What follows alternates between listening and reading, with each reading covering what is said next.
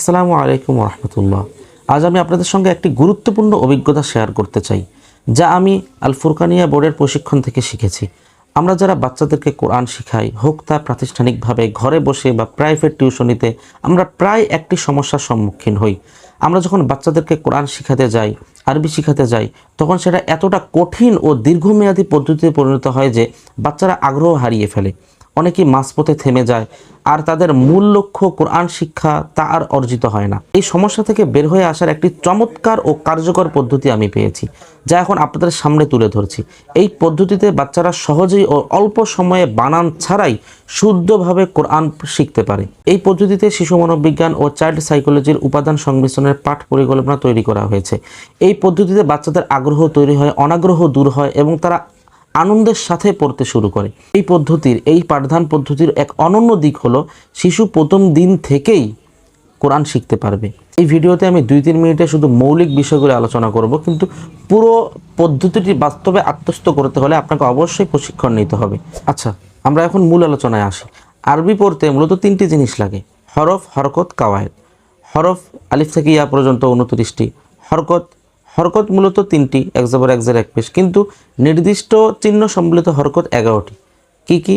এক জবর এক জের এক পেশ, 2 জবর 2 জের 2 পেশ, খারা জবর খারাজের উল্টা পেশ, জজম, তাসদিদ, এই হলো 11টি। এবং কাওয়ায়েদের মধ্যে সবথেকে বড় যেই বিষয়গুলো, যেটা মাদ আর গুন্না। মাদের মধ্যে মাদ মোট 10 প্রকার। এর মধ্যে 1 আলিফ মাদ আছে, 3 আলিফ মাদ আছে, 4 আলিফ মাদ আছে, এবং গুন্না মূলত গুন্না 4 প্রকারের আছে। আচ্ছা, আমি প্রথমে বলেছিলাম যে এই পাঠদান পদ্ধতির মধ্যে একটি আকর্ষণীয় দিক হলো শিশু প্রথম দিন থেকেই কোরআন পড়তে শুরু করবে। ধরুন আজকে একটি নতুন শিশু আপনার কাছে পড়তে এসেছে, আপনি আজ থেকে শুধু আলিফ পড়াবেন।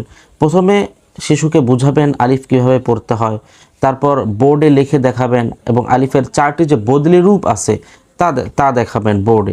যখন সেই 4টি বদলি রূপ চিনে ফেলবে, তার মানে সে পুরো কোরআন শরীফের সকল আলিফ সে চিনে ফেললো।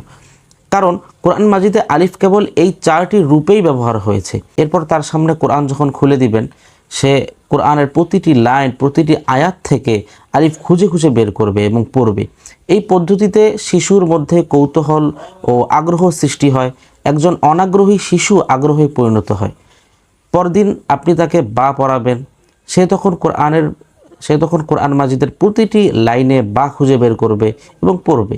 বাসায় গিয়ে অনুশীলনও করবে। এভাবে আলিফ থেকে ইয়া পর্যন্ত যখন প্রতিটি হরফ এবং তার বদলি রূপ চিনে নেবে, তার মানে সে কোরআন শরীফের সমস্ত হরফ সে চিনে ফেললো। ফলে সে কোরআন শরীফের যে কোনো হরফ চিনতে পারবে এবং পড়তে পারবে। প্রত্যেকটা হরফ চিনে নিয়ে তেলাওয়াত করবে। এরপর সে হরকত শেখা শুরু করবে। হরকতের মধ্যে প্রথমে যখন সে জবর শিখবে, জবরের ব্যবহার শিখবে, জবর কীভাবে উচ্চারণ করা হয় শিখবে, তখন সে কোরআন মাজিদের তখন সে কোরআন মাজিদের সকল জবরের উচ্চারণ সে করতে পারবে। প্রত্যেকটা জবর দেখলে সে উচ্চারণ করতে পারবে। যে কোনো হরফের উপর জবর থাকলে সে উচ্চারণ করতে পারবে। এভাবে প্রতিটি হরফের ব্যবহার শিখে কোরআনে তা অনুশীলন করবে। এর পুরো প্রক্রিয়াটি ধারাবাহিকভাবে চলতে থাকবে।